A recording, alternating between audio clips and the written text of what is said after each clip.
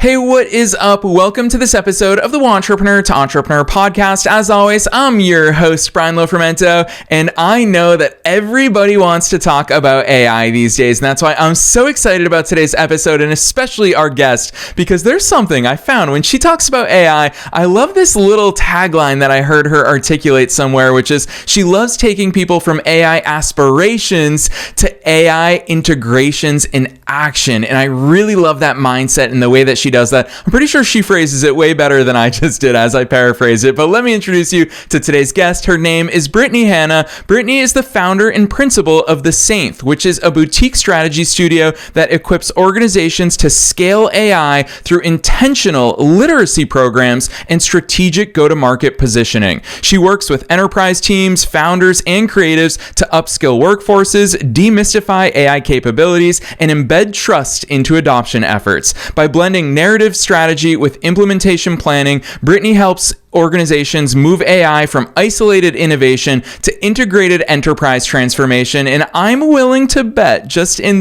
what I've seen from her beforehand, is that she's going to have some hot takes for us when it comes to how we're educating people about AI. So I'm excited about this one. I'm not going to say anything else. Let's dive straight into my interview with Brittney Hannah.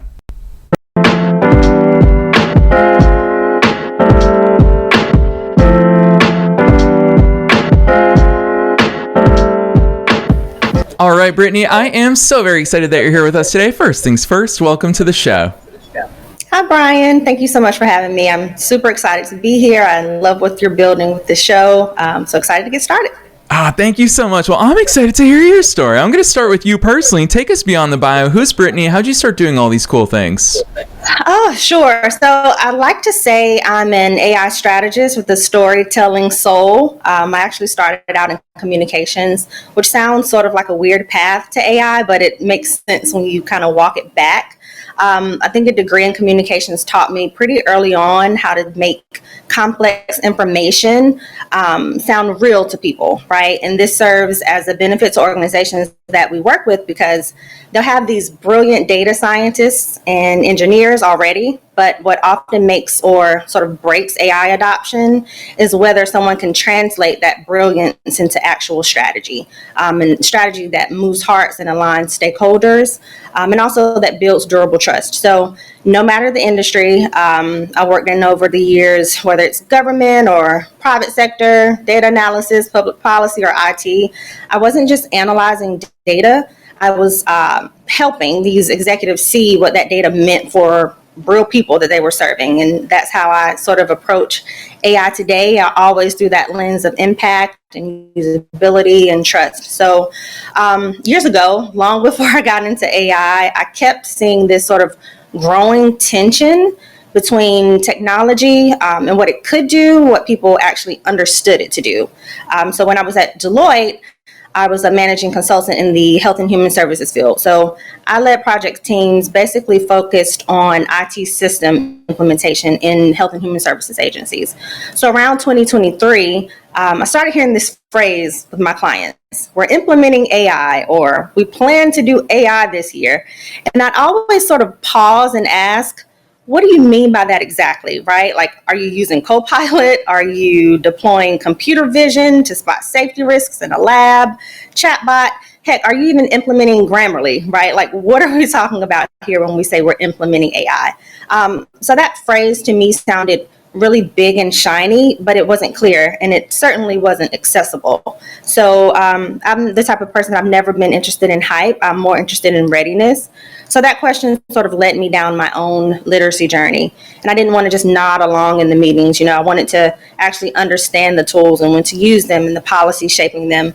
So honestly, I really just dove in and created my own learning agenda. I basically mapped out how to upskill myself in AI, and I created this agenda comprised of, what I need to read, what questions to ask, what tools should I play around in, what courses should I take, and in what order. So I ultimately tried to map out a learning agenda to become fluent in a reasonable amount of time. To me, 90 days was reasonable, but I'm still testing that theory.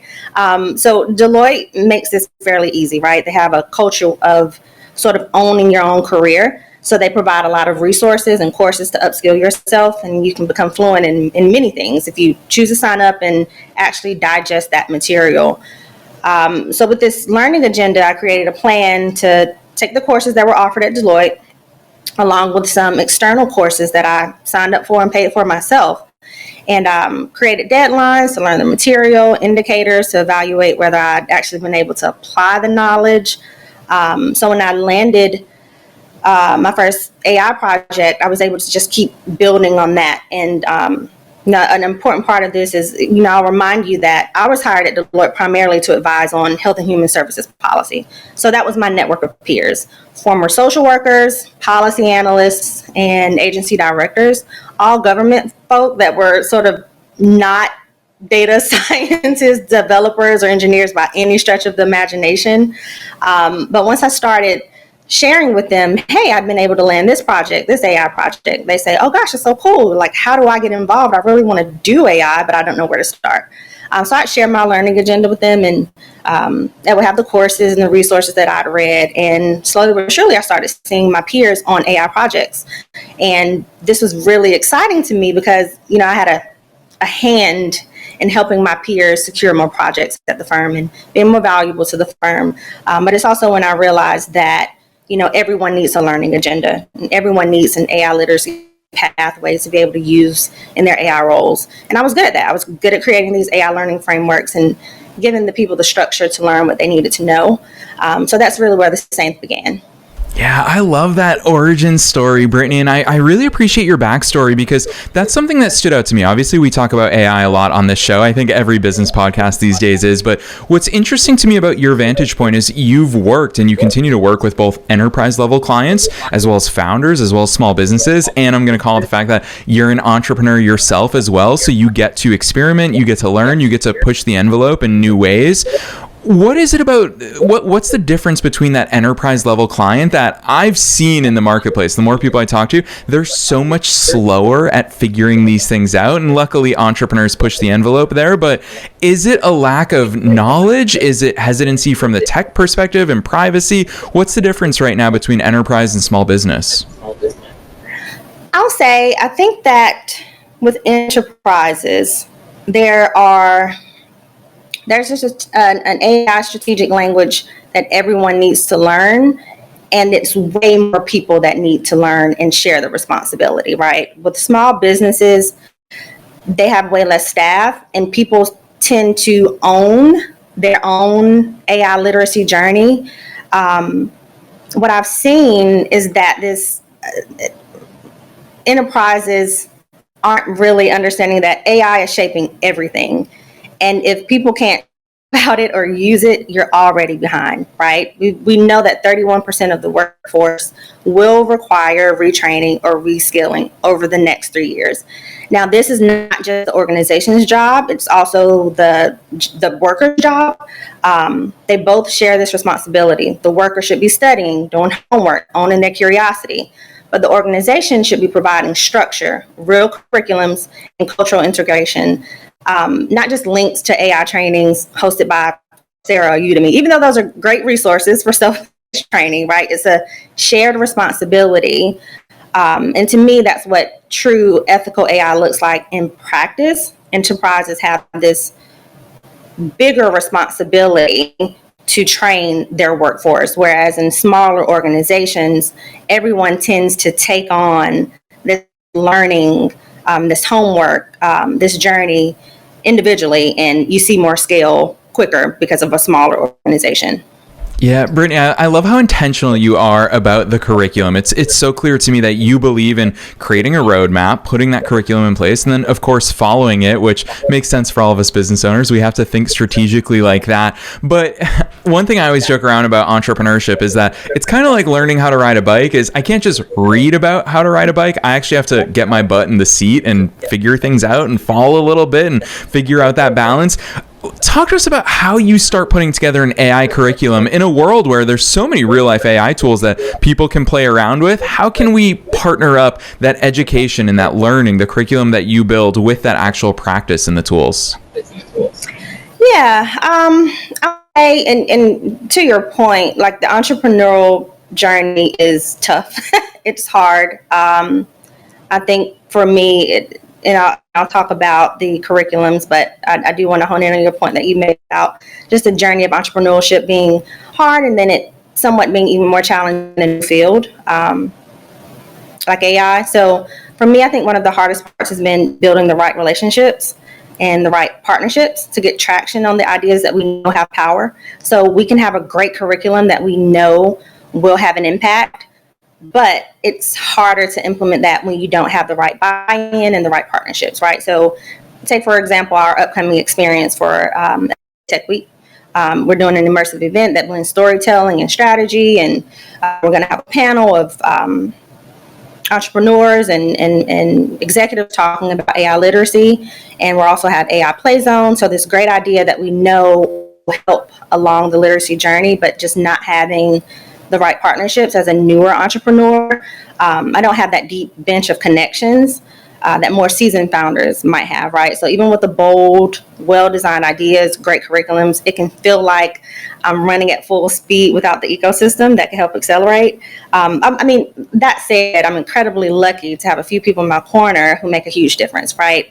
My co-founder, Cedric Quinja, is a systems level thinker, and he can see 7 steps ahead. And his ability to connect vision with infrastructure makes everything we build more scalable and more sound. That's helpful in getting things actually implemented. Bess Watts, who's a powerhouse executive at Vista Equity, is one of my closest friends for 20 years and is always a grounding voice for me. And when I'm wrestling with a new project or vision or a curriculum, she helps make it real and fiscally feasible. And then Jessica Couch, who's a juggernaut in fashion tech and entrepreneurship for almost a decade, helps me spot those landmines before I step in them. And I think her fearlessness and expertise are gifts I lean on often. So with that true implementation at enterprises and creating these AI literacy pathways can sometimes be challenging as a newer entrepreneur when you don't have that buy-in and partnership that's so important to have with your clients.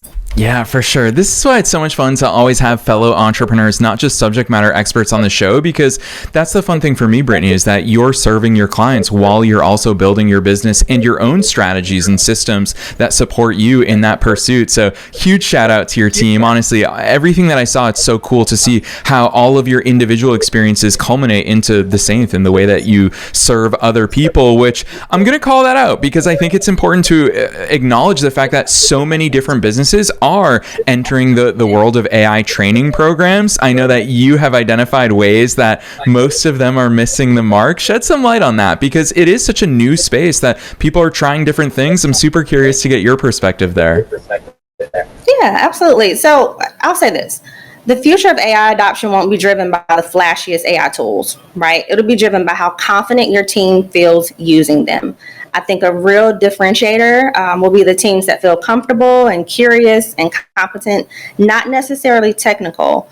And I've seen this over and over again. Companies roll out new AI tools without preparing the people behind them, and the enterprise falls behind because they've invested in these tools, but the workforce does not understand how to use it. They don't feel confident using it, so they don't use it, right? And I think AI founders often sort of forget that tech is only part of the story, right? Your message still has to hit emotionally, culturally, and strategically. Let me see if I can give a relevant example. So take TikTok, for example, right? At its core is just a video editing app. But that's not how they positioned it. If they launched it as just a video tool, it wouldn't be the cultural force that it is today. And I even tested this theory with my 9-year-old daughter. One day I said, "Hey, Monroe, I think I might be okay with you downloading a video editing app on your iPad." She barely looked up, total dismissal. 10 minutes later, I come back and I said, "Actually, I think it might be okay for you to get TikTok." Oh, she leaped for joy, right? It's the same tool, but TikTok has a cultural impact on her. And that's the power of rolling out your brand, of the relevance, of the emotional resonance. So if you're building an AI or you're developing literacy pathways at your organization for AI, and you're only talking about the model's features, you're missing the moment. You're selling the frame and not the feeling. If you're marketing with AI, and the best thing you can do is swap your features for feelings, right? Show people the outcome they get with you, not just the model that powers it. So this is a very important component, not just of AI literacy and creating these learning pathways for your organization, but it's a big part of your go-to-market strategy. That brand has to position people to understand what they can be with AI, not just what they can do with AI. Another example, we worked with an early stage AI founder who was over-indexing on features, right? So we stripped it back, focused on one user story, and tied it to a cultural shift. Suddenly, everyone got it. So your AI might be smart, but your message has to be clear. Otherwise, no one buys it, no one uses it, no one buys into why we are going in this direction. Yeah, I love how clearly you call out that there are so many different tools out there for all of us. And Brittney, as the host of the show, we hear from a lot of wantrepreneurs and entrepreneurs all over the world that they're so obsessed with what those tools are. And they ask, what should I be using ChatGPT? Should I be using Gemini? Should I be using Claude? And it's all those tool heavy questions. I think that business owners, we love tools and we probably have too many tools in our businesses as it is. But with that said, my question always is, well, what are you trying to do? I mean, before we talk about what tool it is that you want to hone in on, what are your goals right there? From your perspective, I love how strongly, there's something you had written somewhere that I saw where you wrote, AI adoption is no longer optional. I would imagine that when you see behind the scenes of your clients' businesses that you work with, you identify those opportunity areas and you say, holy cow, like you have to be using AI in this realm. What are some of those use cases? What are some of the goals that you think that AI is already in a place where it can meet us where we need it to? Oh gosh. And I can say this from not just a person who teaches about AI. I use it constantly within my business. And I worked at a firm that also used AI every single day, right? I think one of the tools that I'll say everyone should be using at this point is ChatGPT. A Plus subscription is easily my most relied upon tool, and many entrepreneurs that I speak to that are building great things are using this tool, and specifically their own customized GPT. For me, in the same, we named our customized GPT the Saint Advisor. It's trained on the articles I've written, my resume, our website, our OneDrive files, past learning agendas, my photos, heck, even my vision board. We've trained the Saint Advisor on. And this is a great thinking partner. And we've got a full-on buddy system going. So I use this to sharpen messaging, refine POVs, prep for panel discussions, even simulate stakeholder conversations so I can stress test ideas. I think this is one of the easiest, most accessible AI tools that both individuals should be using on a daily basis, but also enterprises. And there are ways to use OpenAI's large language model and have a version that is for your enterprise, but protected, right? So you don't have to worry about the information that you're sharing going into ChatGPT, it learning and being trained on that and going out into the world. So I'd say this is easily one of the most valuable tools that individually folks can use, and then also as enterprises. I also think another important tool is Gamma. Coming from the consultant world, we built a lot of decks, right? So I use Gamma on a regular basis to build decks fast, especially when I'm working on go-to-market strategies or client toolkits. Personally, it helps me focus on the overall strategy and staying persuasive without spending hours formatting slides in PowerPoint, which we do a lot as business owners, as consultants, as a workforce. So I think those are two tools that can make a big impact immediately if folks would take the time to learn about these tools, if organizations wanted to just do little micro credentials for just these two tools in themselves. You'll see a return on investment almost immediately. Yeah, and those are some really cool use cases, real life use cases that you're personally using. And I would imagine, Brittney, I'm going to call this out because I want listeners' minds to start going there as well, as you'll probably take the transcript of our episode here today and also feed it into your Saint Advisor. That's the type of cool stuff that you can feed into it. Hearing the fact that it has your personal custom GPT, of course, not all of ChatGPT can access all of this stuff on you, but you guys are constantly feeding it so it better understands you. That to me is the big difference right now, because too many people, we're limited to our outputs in ChatGPT based on what our inputs are. And too many people are saying, create a social media calendar for me. And that's it. They're not giving any other information. Give us some of those power use cases of inputs that people probably don't realize, oh, I can take a picture of a receipt and start asking these things, like all of these different ways. What are some of those power use cases, Brittney? I think it really depends on, one, your mission. Now, again, a lot of how I frame things is from an enterprise level, because that's really where the Saint sits. We provide consultation and we advise at an enterprise level. So most of my information that I'll give you will be talking about an entire enterprise and workforce, right? But I think an important part of it also is thinking about use cases that folks can use every day that can translate over to having enterprise value.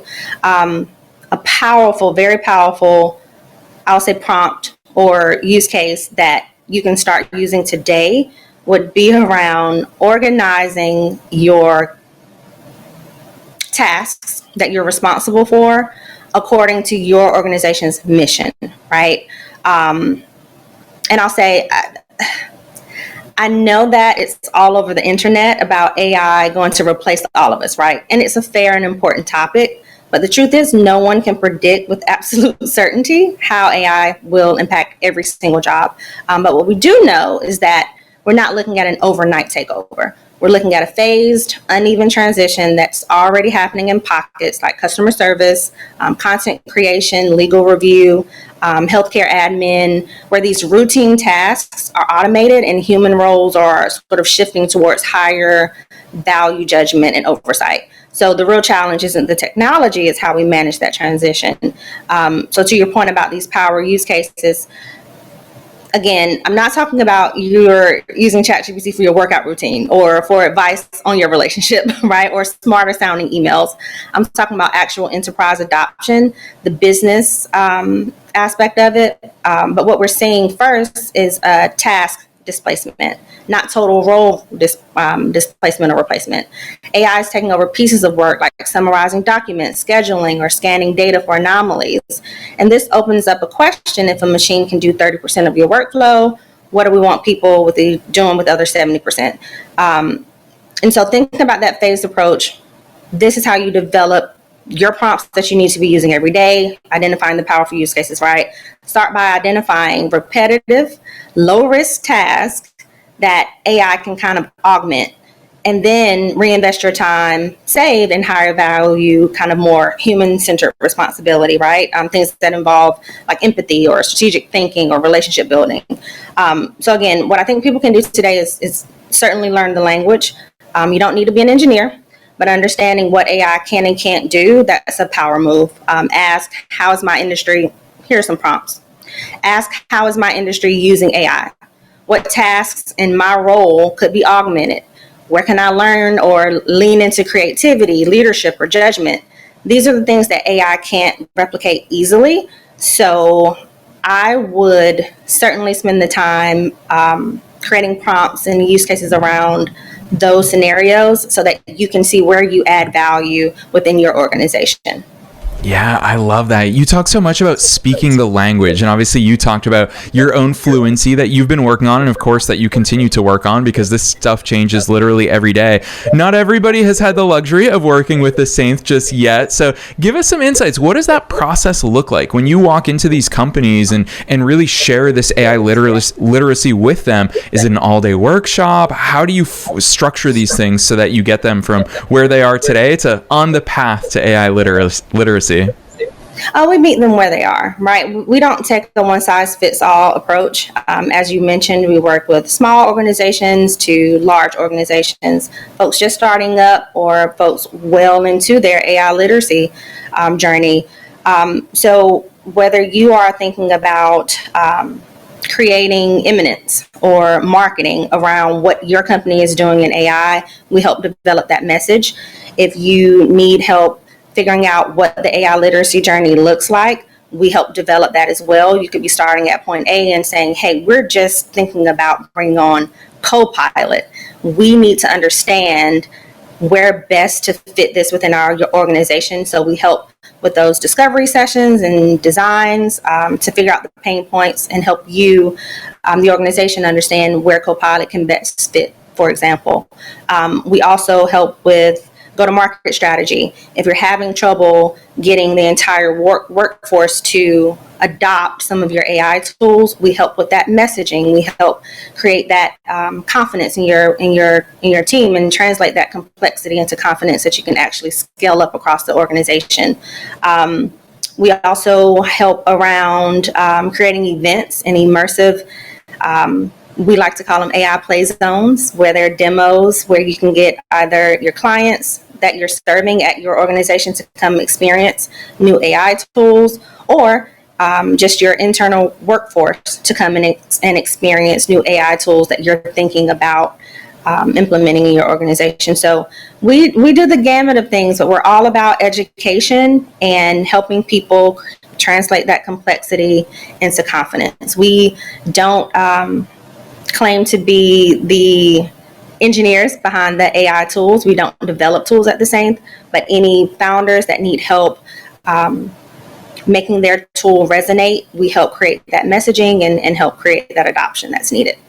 I love that. Brittney, I always argue with people that I have the coolest job in the world because I get to interview incredible entrepreneurs like you, but it sounds like you have a pretty cool job as well. I love thinking about the wide variety of things that you get to play around with and you get to introduce people to, because I would imagine that very often you see that eyes wide open reaction from a lot of people who haven't been playing around in the world of AI and they realize they're capable of so much more. That's really one thing that I've heard from you so much today, is that in a world where some people are fear-mongering about AI and how it's going to replace all of us, you step into the exciting opportunities and possibilities of the fact that we as society, we as communities, we as individuals, we can continue to grow in so many powerful ways.